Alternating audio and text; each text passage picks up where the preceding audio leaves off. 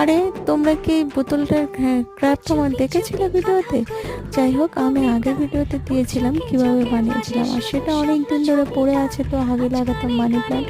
তো এবারে ভাবলাম আজকে যে মানি প্ল্যান্টই লাগাবো, তো তার জন্য দেখো মানি প্ল্যান্টের কিছু ডোগা এরকমভাবে কেটে নিয়েছি, আর সেটাকে পরিষ্কার জলে ধুয়ে নিয়েছি। চলো এইবারে পালা আমি কীভাবে এগুলো লাগাই।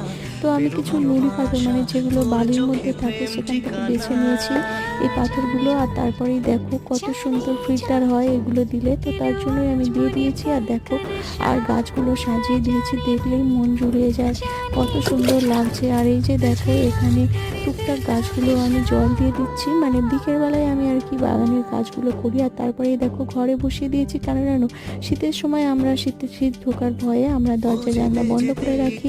আর তার জন্য ঘরে যদি এরকম একটু গাছ থাকে তাহলে কিন্তু আমাদের অনেক উপকারে লাগে। আর কেমন লাগলো ভিডিওটি শেষে কিন্তু অবশ্যই